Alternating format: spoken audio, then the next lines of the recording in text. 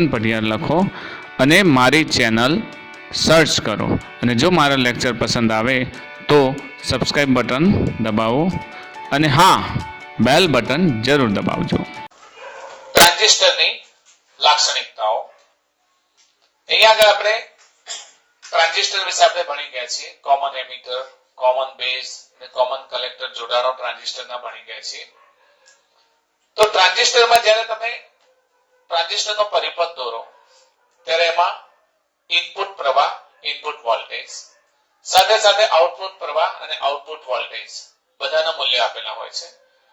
તો એના જે પ્રવાહો અને વોલ્ટેજો વચ્ચેનો જે સંબંધ દર્શાવતો ગ્રાફ દોરવામાં આવે છે અને એ ગ્રાફના આધારે ટ્રાન્ઝિસ્ટરની લાક્ષણિકતાઓ નક્કી થાય છે. તો એના જે પ્રવાહો અને વોલ્ટેજો વચ્ચેનો સંબંધ દર્શાવતા જે ગ્રાફ છે એ ગ્રાફની આધારે એની લાક્ષણિકતાઓ નક્કી થાય છે. તો આવી લાક્ષણિકતાઓને ટ્રાન્ઝિસ્ટરની લાક્ષણિકતાઓ કહે છે. અને આ ટ્રાન્ઝિસ્ટરની લાક્ષણિકતાઓને ટ્રાન્ઝિસ્ટરની સ્થિત લાક્ષણિકતાઓ પણ કહે છે. અને આપણે શું કહીશું? ટ્રાન્ઝિસ્ટરની સ્થિત લાક્ષણિકતાઓ. તો ટ્રાન્ઝિસ્ટરની સ્થિત લાક્ષણિકતાઓ સમજીએ એ પહેલા આપણે એના પરિપથની વાત કરી દઈએ. તો ટ્રાન્ઝિસ્ટરનો પરિપથ આપણે જાણીએ છીએ. કોમન એમીટર માટે આપણે દોરીશું. આપણે કયો પરિપથ દોરીશું? કોમન એમીટર પરિપથ. તો કોમન એમીટર પરિપથમાં સૌપ્રથમ આપણે ટ્રાન્ઝિસ્ટર બનાવીશું.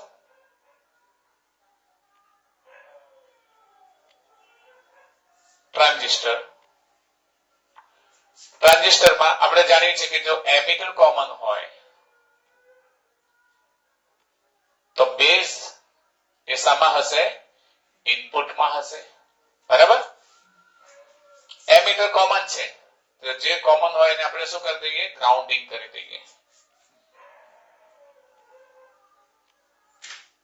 જે પણ વસ્તુ કોમન છે એ વસ્તુને આપણે ગ્રાઉન્ડિંગ કરી દઈએ અને કલેક્ટર એ આઉટપુટમાં લઈ લઈએ.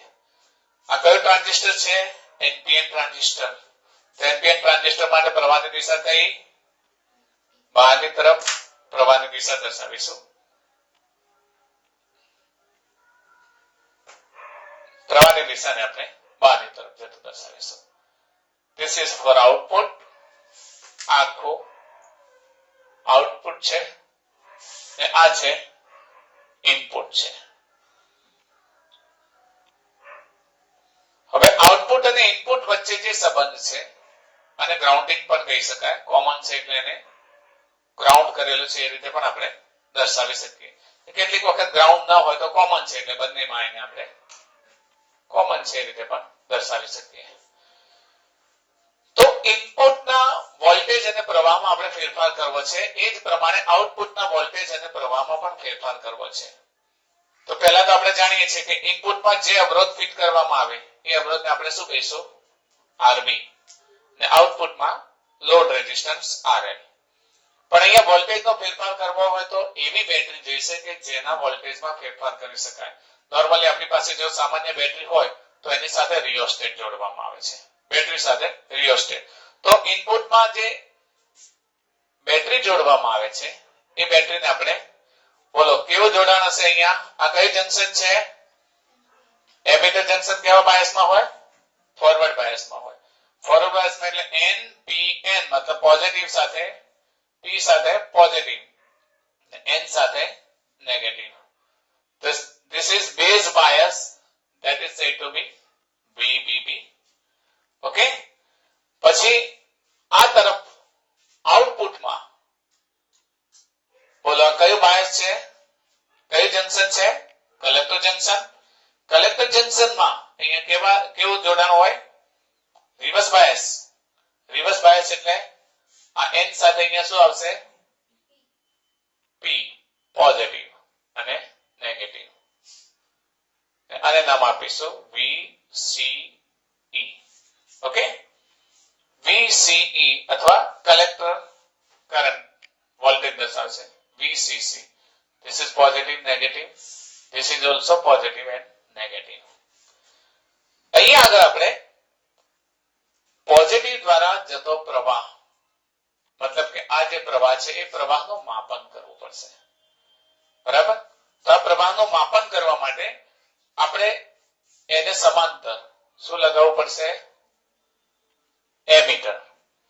તો એમીટર જે પ્રવાહનું માપન કરશે એને આપણે શું કહીશું? આઈબી કહીશું. સિમિલરલી આ બે વચ્ચે વિદ્યુત સ્થિતિમાનનો તફાવત માપવો પડે. તો વિદ્યુત સ્થિતિમાનનો તફાવત માપવા માટે જે પણ પ્રકારે આપણે ડિવાઇસ જોડીએ છીએ એને આપણે શું કહીશું? વોલ્ટમીટર. આ વોલ્ટમીટર શું માપશે? VBE. શું માપશે? VBE નું માપન કરશે. હવે વોલ્ટેજમાં વેરિએશન લાવવું છે. તો વેરિએશન લાવવા માટે કાં તો બેટરી કેવી હોવી જોઈએ? ચલિત બેટરી હોવી જોઈએ કે આપણે એના ફેરફાર કરી શકીએ. જો ચલિત બેટરી ના હોય તો અહીંયા રિયોસ્ટેટ જોડવું પડે. તો રિયોસ્ટેટને આપણે આ રીતે જોડીએ છીએ. આ રિયોસ્ટેટ છે. આ રિયોસ્ટેટ દ્વારા કરંટ આ ગૂંચળામાં થઈ જાય એટલે શું થશે? વોલ્ટેજમાં ફેરફાર થશે. ઓકે? તો આ રિયોસ્ટેટને નામ આપી દઈએ RH1, રિયોસ્ટેટ 1. એટલે હવે વોલ્ટેજમાં ફેરફાર કરવો હોય તો આપણે રિયોસ્ટેટને ફેરવી અને એના આટાઓની સંખ્યા વધારે કે ઘટાડી શકીએ એ પ્રમાણે જ V બરાબર IR મુજબ R વધે કે ઘટે એ પ્રમાણે વોલ્ટેજ પણ વધે કે ઘટે. બરાબર? આઉટપુટમાં પણ એ જ પ્રમાણે આના દ્વારા ઉત્પન્ન થતો પ્રવાહ જે IC છે, IC ને માપવા માટે અહીંયા આગળ આપણે એક એમીટર લગાવવું પડશે. જે કરંટ માપશે એને આપણે શું કહીશું? IC. અહીંયા આગળ C અને E વચ્ચેનો જે વોલ્ટેજ માપે છે એના માટે આપણે એક વોલ્ટમીટર લગાવીશું. એ વોલ્ટમીટર શું માપશે? VCE. VCE નું માપન કરશે. અહીંયા રહેલો જે પ્રવાહ છે, પ્રવાહ વોલ્ટેજ છે, વોલ્ટેજનું નિયંત્રણ કરવા માટે અહીંયા આપણે શું લગાવવું પડશે? રિયોસ્ટેટ લગાવવું પડશે. તો અહીંયા આપણે રિયોસ્ટેટ લગાવી દઈએ છીએ. આ રિયોસ્ટેટ દ્વારા આપણે આઉટપુટ વોલ્ટેજનું નિયંત્રણ કરી શકાય છે. તો ઇનપુટ વોલ્ટેજનું નિયંત્રણ કરવા માટે અહીંયા રિયોસ્ટેટ 1, તો આઉટપુટ વોલ્ટેજનું નિયંત્રણ કરવા માટે અહીંયા રિયોસ્ટેટ 2 જોડીએ છીએ. ઓકે? તો this is complete circuit for common ammeter. હવે આ કોમન એમીટરમાં જ્યારે ટ્રાન્ઝિસ્ટરને જોડવામાં આવે તો એની અમુક વિશિષ્ટ પ્રકારની લાક્ષણિકતાઓ મળે છે આપણને. આ લાક્ષણિકતાઓને ટ્રાન્ઝિસ્ટરની સ્થિત લાક્ષણિકતાઓ કહે છે. અહીં આપણી પાસે કેટલા કેરેક્ટરિસ્ટિક્સ છે? તો કે ઇનપુટ વોલ્ટેજ છે, ઇનપુટ કરંટ છે, આઉટપુટ વોલ્ટેજ છે અને આઉટપુટ કરંટ છે. તો આ ચાર વસ્તુ, ચાર રાશિ આપણી પાસે છે. આ ચાર રાશિઓમાંથી અલગ અલગ રાશિઓને કોન્સ્ટન્ટ લેવામાં આવે અને બીજી રાશિના મૂલ્યો મેળવવામાં આવે. એના આધારે એની સ્થિત લાક્ષણિકતાઓ મેળવી શકાય છે. તો ટ્રાન્ઝિસ્ટરની સ્થિત લાક્ષણિકતાઓમાં પહેલી જે લાક્ષણિકતા છે એ છે એની ઇનપુટ લાક્ષણિકતા. ટ્રાન્ઝિસ્ટરની પ્રથમ લાક્ષણિકતા છે એ લાક્ષણિકતાને આપણે શું કહીશું? ટ્રાન્ઝિસ્ટરની ઇનપુટ લાક્ષણિકતા, મતલબ ઇનપુટ કેરેક્ટરિસ્ટિક્સ ઓફ ટ્રાન્ઝિસ્ટર. તો ઇનપુટ લાક્ષણિકતાઓમાં યાદ રાખીશું, પહેલા ઇનપુટ લાક્ષણિકતાની વ્યાખ્યા સમજશો તો કોઈ એક આઉટપુટ વોલ્ટેજના મૂલ્યને અચળ રાખવામાં આવે. યાદ રાખશો, કોઈ એક આઉટપુટ વોલ્ટેજના મૂલ્યને અચળ રાખી અને તેના ઇનપુટ વોલ્ટેજ અને ઇનપુટ પ્રવાહ વચ્ચેનો સંબંધ દર્શાવતા આલેખને ટ્રાન્ઝિસ્ટરની ઇનપુટ લાક્ષણિકતાઓ કહે છે. આવડશે? ઇનપુટમાં કઈ બે વસ્તુ આવશે? ઇનપુટ વોલ્ટેજ અને ઇનપુટ કરંટ. કઈ વસ્તુ ફિક્સ હશે? Output voltage. યાદ રહેશે? તો કોઈ એક આઉટપુટ વોલ્ટેજના મૂલ્ય માટે ટ્રાન્ઝિસ્ટરના ઇનપુટ વોલ્ટેજ અને ઇનપુટ પ્રવાહ વચ્ચેનો સંબંધ દર્શાવતા આલેખને ટ્રાન્ઝિસ્ટરની કેવી લાક્ષણિકતાઓ કહીએ છીએ? ટ્રાન્ઝિસ્ટરની ઇનપુટ લાક્ષણિકતાઓ. તો આપણે નોંધી લઈએ કે કોઈ એક આઉટપુટ વોલ્ટેજના અચળ મૂલ્ય માટે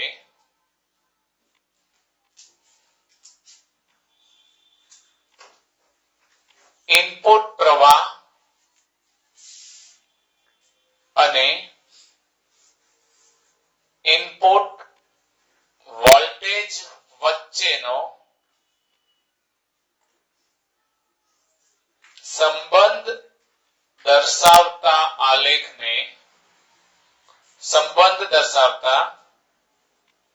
આલેખને ટ્રાન્ઝિસ્ટરની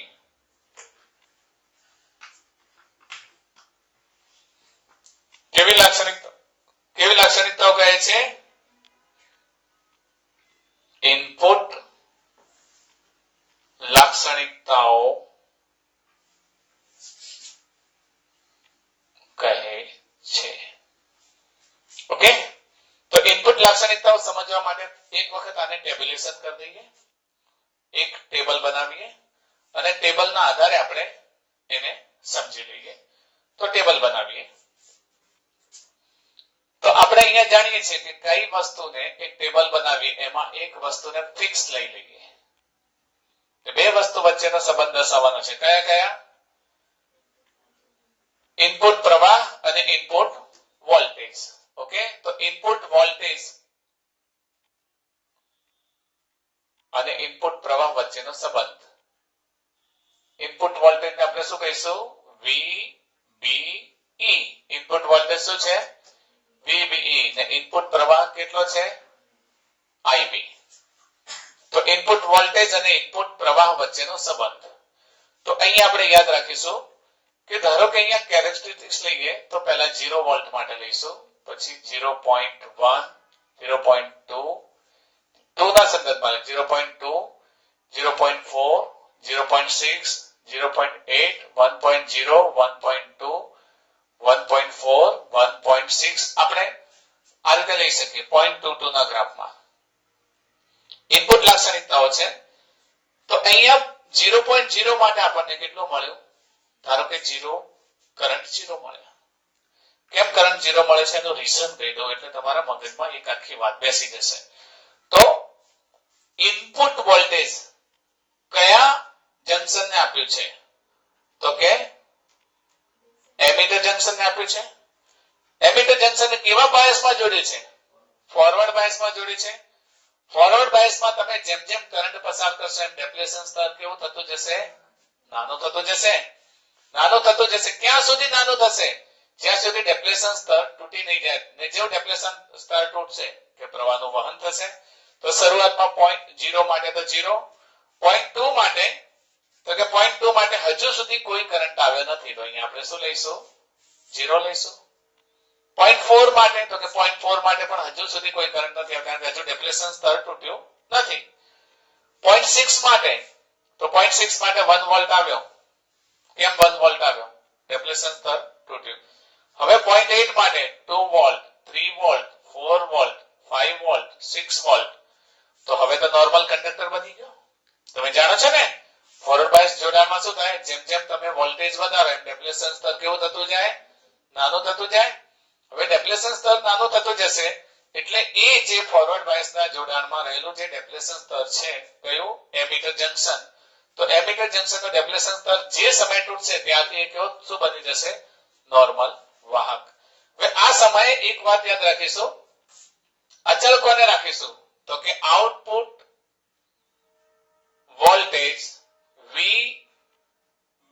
VCE. માની લો કે મેં 2 વોલ્ટ અચળ રાખ્યા છે. બરાબર? VCE મેં 2 વોલ્ટ અચળ રાખ્યા છે.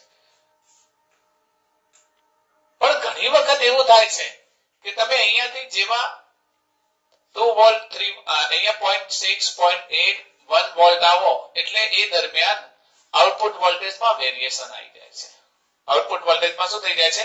વેરિએશન આવે છે. તો આઉટપુટ વોલ્ટેજમાં વેરિએશન આવે એટલે તમારે શું કરવાનું? રિયોસ્ટેટ થી ફરી પાછું એને જો આઉટપુટ વોલ્ટેજ વધી જાય તો રિયોસ્ટેટમાંથી અવરોધ વધારો એટલે ફરી પાછું 2 વોલ્ટ થઈ જાય.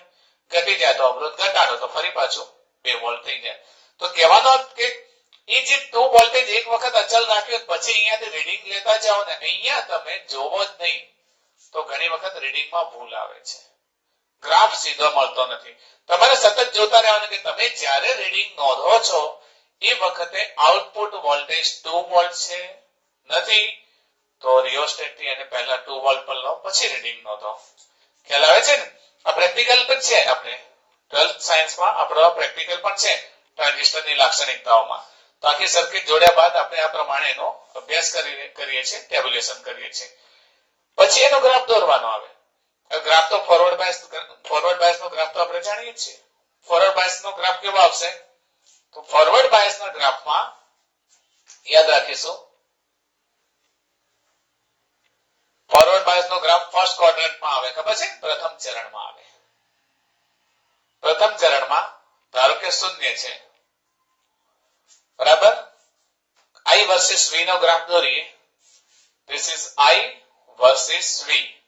IB વર્સિસ VBE નો ગ્રાફ દોરીએ. અહીંયા આપણે VBE ના જે પ્રમાણે મૂલ્ય છે એ પ્રમાણે આપણે લઈએ તો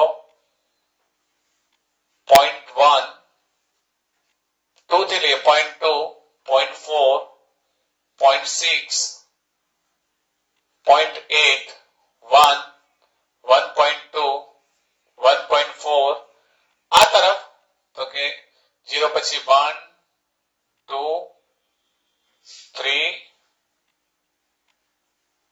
4 5 6 7 8 વોલ્ટ અપ ટુ તમે લઈ શકો. ઓકે, 0 માટે શું મળ્યું આપણને? પોઈન્ટ 0 મળ્યો. 0.2 માટે કેટલું મળ્યું? 0 મળ્યું. 0.4 માટે પણ 0 મળ્યું. 0.6 માટે થોડુંક ઉપર ઉઠ્યું, કેટલું? 1 જેટલું. 0.8 માટે 2 જેટલું.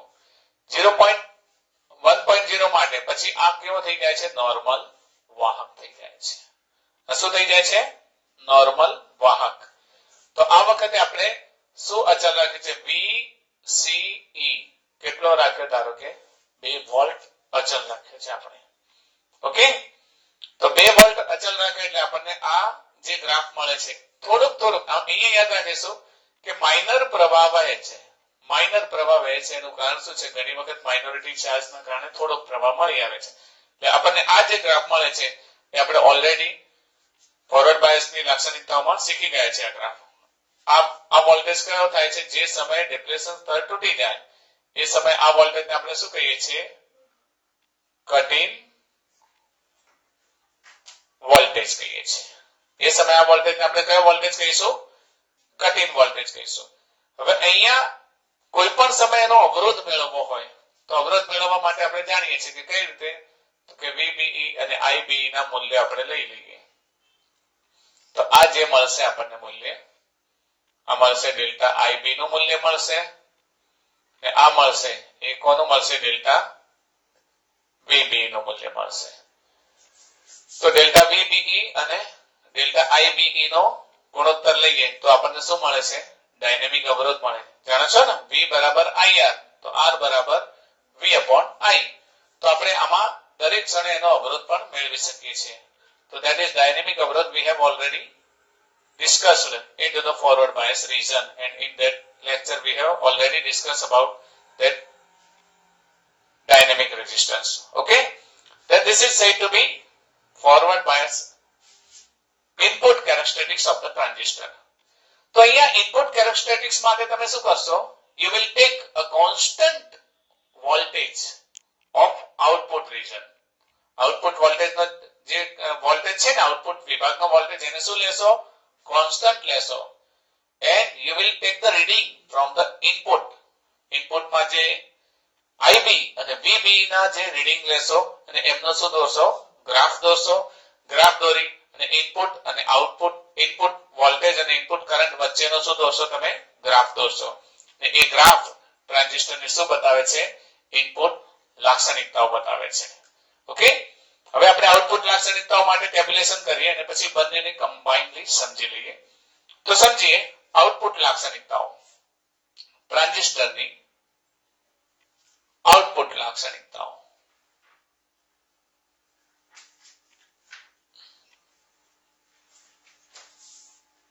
લાક્ષણિકતાઓ. ટ્રાન્ઝિસ્ટરના આઉટપુટ વોલ્ટેજ પર અને આઉટપુટ કરંટ પર અસર કરનારું જો કોઈ પરિબળ હોય તો એ શું હોય? IB. તમે અહીંયાથી રિયોસ્ટેટ દ્વારા રેઝિસ્ટન્સ માં ફેરફાર કરો એટલે IB માં ફેરફાર થાય. IB માં ફેરફાર થાય ને તો એના પરિણામે IC અને VC માં ફેરફાર થાય. તો આ IC અને VC માં ફેરફાર કરનારો આ તરફનો ઘટક કયો છે? IB. આપણે જ્યારે કોમન એમિટર એમ્પ્લીફાયર સમજીશું ત્યારે IB નો આ કેરેક્ટરિસ્ટિક્સ આઉટપુટ લાક્ષણિકતાઓ ખાસ સમજવાની છે. કારણ કે ઇનપુટ અને આઉટપુટ લાક્ષણિકતાઓ સમજીશું તો આ વિચાર આપણને કઈ તરફ દોરી જશે? એમ્પ્લીફાયર તરફ દોરી જશે.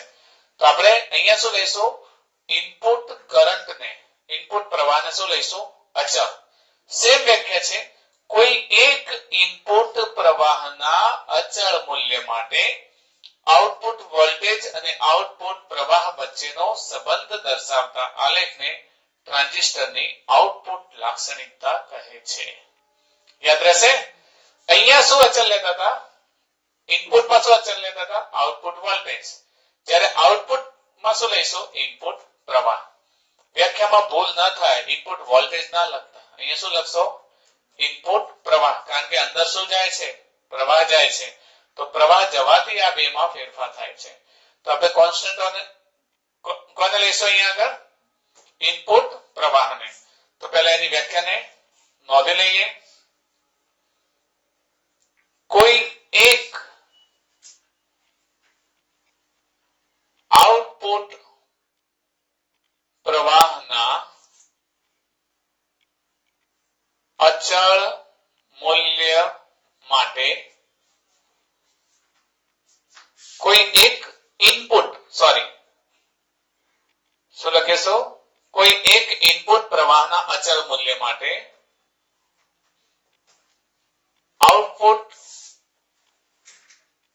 પ્રવાહ અને આઉટપુટ વોલ્ટેજ વચ્ચેનો સંબંધ દર્શાવતા આલેખને ટ્રાન્ઝિસ્ટરની કેવી લાક્ષણિકતાઓ કહેવાય? આઉટપુટ લાક્ષણિકતા કહે છે. ઓકે, અહીંયા અચળ કોને લઈશું? ઇનપુટ પ્રવાહના અચળ મૂલ્ય માટે. કોને કોના વચ્ચેનો સંબંધ મેળવીશું? આઉટપુટ વોલ્ટેજ અને આઉટપુટ પ્રવાહ વચ્ચેનો સંબંધ દર્શાવતો આલેખ મેળવીશું. અને એ આલેખને ટ્રાન્ઝિસ્ટરની શું કહીશું? આઉટપુટ લાક્ષણિકતાઓ. તો ચલો આને ફરી પાછું ટેબ્યુલેશન કરી દઈએ અને પછી એનો આપણે ગ્રાફ બનાવીએ. તો અહીંયા આગળ કોઈ એક ઇનપુટ કરંટ, આપણે ઇનપુટ કરંટને અહીંયા અચળ રાખીએ. ઇનપુટ કરંટને આપણે કેવી રીતે લખીશું? IB. આઉટપુટ વોલ્ટેજને આપણે શું લખીશું? VCE. એના પ્રમાણે IC. ઓકે, VCE અને ICE. તો પહેલી વાત આપણા મગજમાં એક વાત ક્લિયર હોવી જોઈએ કે આઉટપુટ રીજનમાં જે જંકશન છે એ જંકશન કયું છે? Collector junction. કેવી રીતે જોડાયેલું છે? રિવર્સ બાયસમાં જોડાયેલું છે. રિવર્સ બાયસમાં જોડાયેલું હશે તો વોલ્ટેજના વધારા સાથે શું થશે? ડેપ્લેશન સ્તર મોટું થશે. આ બધી બાબત આપણા મગજમાં ક્લિયર હોવી જોઈએ. જ્યારે પણ ટ્રાન્ઝિસ્ટરની ચર્ચા કરીએ તો આ બધી બાબત આપણા મગજમાં ક્લિયર હોવી જોઈએ. તો અહીંયા માની લો કે આઉટપુટ વોલ્ટેજ, હું કોઈ એક આઉટપુટ વોલ્ટેજને લઈ લઉં છું અચળ. અહીંયા ધારો કે હું IB બરાબર 1 એમ્પિયર અચળ લઉં છું. ને અહીંયા VCE ના જુદા જુદા મૂલ્યો લઉં છું. જુદા જુદા મૂલ્યમાં હું 0 1 2 3 4 5 6 7 સુધી લઈ લઉં. બરાબર? તો 0 વોલ્ટ વખતે મને IC નું મૂલ્ય કેટલું મળ્યું? 0 મળ્યું. પછી તો 1 વોલ્ટ વખતે આનું મૂલ્ય કેટલું મળ્યું? 1 મળ્યું. 2 વોલ્ટ વખતે 2 મળ્યું. 3 વોલ્ટ વખતે 3 મળ્યું. 4 વોલ્ટ વખતે 4 એમ્પિયર મળ્યું, પણ પછી જોવા ગયા તો મને 4 4 4 દર વખત કેટલો વોલ્ટેજ મળ્યો? 4 વોલ્ટેજ મળ્યો. બરાબર? તો કહેવાનો મતલબ અહીંયા સમાન રીતે વધારો થયો, પણ 3 વોલ્ટ પછી અહીંયા ગયા તો વધારો થયો નહીં. તો વધારો ના થયો તો આ કેરેક્ટરિસ્ટિક્સના આધારે હજુ એક બીજું મૂલ્ય લઈ લઈએ. બે મૂલ્ય લઈ લઈએ. એક બીજું મૂલ્ય IB નું, ધારો કે IB બરાબર એક બીજું ટેબ્યુલેશન કરી દઈએ બાજુમાં જ. ધારો કે હું IB નું એક મૂલ્ય લઈ લઉં અચળ.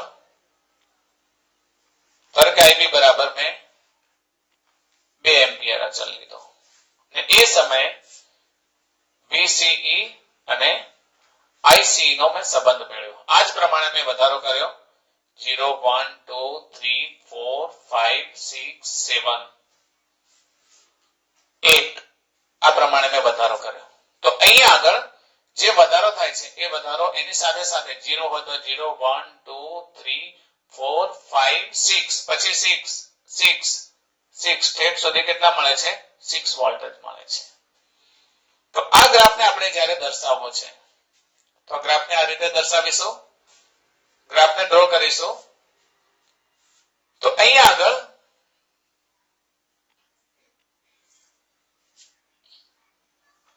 કોના વિરુદ્ધ? IC વર્સિસ VCE નો ગ્રાફ દોરીએ. This will be IC and this will be VCE. 0 થી વધારો સમાન છે. સમાન વધારો છે તો એક પ્રમાણે આપણે વધારો કરીએ. 1 2 3 4 5 6 7 8 similarly 1 2 3 4 5 6 એ રીતે નહીં લખીએ, 2 4 લખીએ. 2 4 6 8 10 10 12 14 અલગ અલગ લઈએ. ચલો IB નું મૂલ્ય 1 હતું ત્યારે 0 વખતે 0, 1 વખતે 1, 2 વખતે 2, 3 વખતે 3, પછી 4 પછી 4 4 4 જ મળે છે. તો VCE ના 1 મૂલ્ય માટે આનું 1 મૂલ્ય મળતું હતું અહીંયા આગળ આપણને. પછી 2 મૂલ્ય માટે આનું 2 મૂલ્ય મળતું હતું અહીંયા આગળ આપણને. પછી 3 મૂલ્ય માટે 3 મૂલ્ય મળતું હતું અહીંયા આગળ આપણને. પછી 4 માટે 4 મળતું હતું અહીંયા.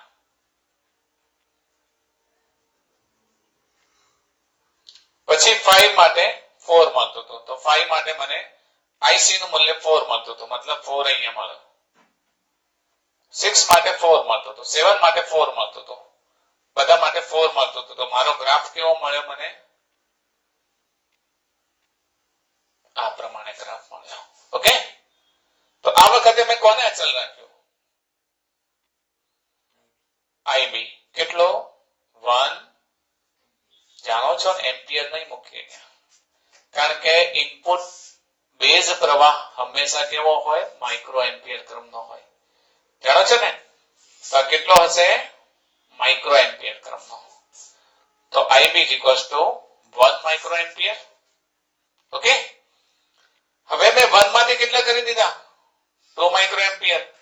તો 2 માઇક્રો એમ્પિયર કર્યો એટલે મને હવે કેવો ગ્રાફ મળશે? તો મને આ પ્રમાણે આવો ગ્રાફ સીધે સીધો આવે છે. અને 6 પછી હજુ 7 પછી 8 પછી તો IB બરાબર અહીંયા 1 માઇક્રો એમ્પિયર, IB બરાબર 2 માઇક્રો એમ્પિયર, IB બરાબર 3 માઇક્રો એમ્પિયર, IB બરાબર 4 માઇક્રો એમ્પિયર. તો આ પ્રમાણે અહીંયા માઇક્રો એમ્પિયરમાં ફેરફાર કરીએ તો IC કેવા એમ્પિયરમાં છે? મિલી એમ્પિયરમાં. તો અહીંયા જો માઇક્રો એમ્પિયરમાં ફેરફાર કરીએ, ઇનપુટમાં માઇક્રો એમ્પિયર, તો આઉટપુટમાં શામાં ફેરફાર થાય છે? મિલી એમ્પિયરમાં. મિલી એમ્પિયર અને માઇક્રો એમ્પિયર વચ્ચે તફાવત કેટલો છે?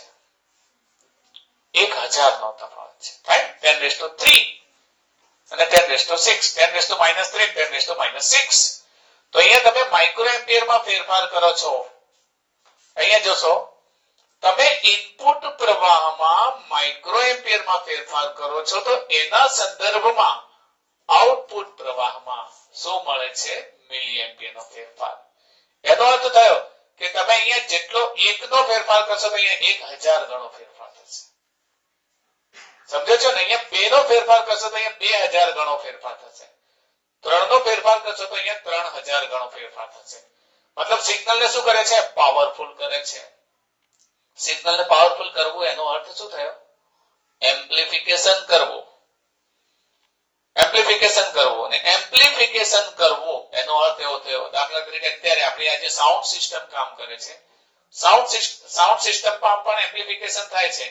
માઇક્રોફોન ની અંદર મારો જે ઓરિજિનલ અવાજ હોય છે એ ઓરિજિનલ અવાજ બહુ ઓછો હોય છે, એકદમ ઓછો. જ્યારે હું ઓરિજિનલ અવાજ બોલીશ એટલે લગભગ આપણા કેમેરામાં કે માઇકમાં પણ નહીં સંભળાય.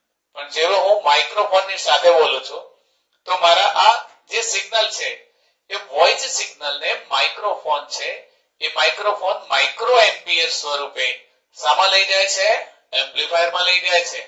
અને એ એમ્પ્લીફાયર આઉટપુટમાં જે આપે છે એ કયા સ્વરૂપે આપે છે? મિલીએમ્પિયર સ્વરૂપે આપે છે. અને મિલીએમ્પિયર સ્વરૂપે મળે એનો અર્થ શું થયો? 1000 ટાઈમ પાવરફુલ સિગ્નલ મળે છે.